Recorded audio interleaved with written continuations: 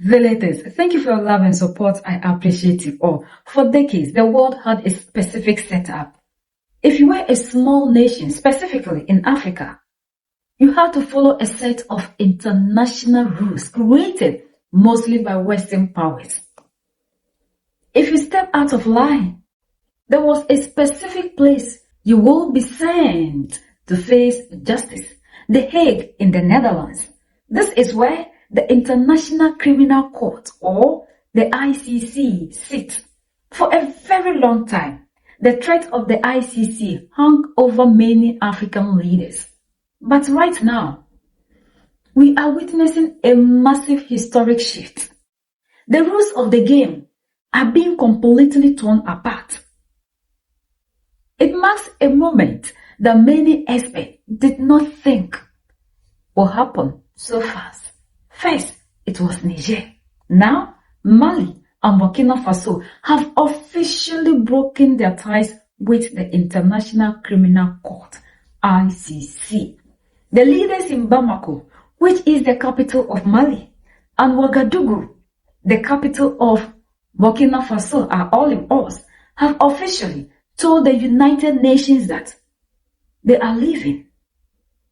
This means the entire group known as the Alliance of Sahel States, or the AES, is slamming the door on the Hague. They promised they will do this last year, and now they are actually keeping that promise. They are calling this court an instrumentalized justice system, which basically means a rigged system used as a political weapon disguised as international law. Even though the paperwork takes time and the exit will not be fully official until 2027, the message is loud and clear. The Sahel region is turning it back on Western courts for good. To truly understand why this is happening, we cannot just look at what happened today or yesterday. We have to look at the deep, painful history of the Sahel region, the rise of military leaders who decided they had enough of foreign control, and the bitter relationship between Africa and the International Criminal Court. This is not just a simple legal disagreement. This is a story about sovereignty, about who gets to decide what is right and wrong on African soil, and about a massive geopolitical puzzle where Russia, China, France, and the United States are all fighting for influence. This is a real, raw story of the Great Sahel Breakaway. To understand this dramatic exit, we first need to look at who is doing the walking. The group we are talking about is called the Alliance of Sahel States, or the AES. It is made up of 3 landlocked countries in West Africa: Mali, Burkina Faso, and Niger. If you look at a map of Africa, these 3 countries sit right in the middle of the Sahel region, a semi-arid belt of land that separates the Sahara Desert from the wetter tropical region to the south. These countries are incredibly rich in natural resources. They have massive amounts of gold, uranium, and vast agricultural potential. Yet, despite all of this natural wealth, their populations have remained among the poorest in the entire world. For decades, after they gained independence from France in the 1960s, these countries maintained very close ties with their colonial master. France kept its military bases there. French companies ran the major mines, and the local currencies were tied to the French financial system. To many regular citizens in Bamako, Ouagadougou, and Niamey, it felt like independence was just a piece of paper. The real power they felt still sat in Paris. Then came the year 2011, and everything changed. The Western-led military intervention in Libya, which removed Muammar Gaddafi from power, completely destabilized the entire Sahel region. Weapons and heavy armed fighters streamed out of Libya and flowed straight into northern Mali. Within a short time, a massive insurgence took hold. Violent extremist groups, some linked to Al-Qaeda and others to ISIS, began taking over large areas of land. They attacked villages, blew up military outposts, and made life unlivable for millions of people. The local militaries, poorly equipped and badly trained, could not stop the wave of terror. The civilian government turned to France and the United Nations for help.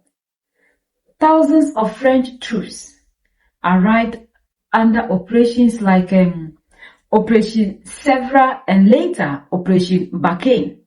UN peacekeepers set up massive bases, but as the years dragged on, the situation did not get better. In fact, it got much worse. The violence spread from northern Mali into central Mali, then crossed the borders into Burkina Faso and Niger. Millions of people were forced to flee their homes. Schools closed. Markets were abandoned, and a deep sense of anger began to boil among the population.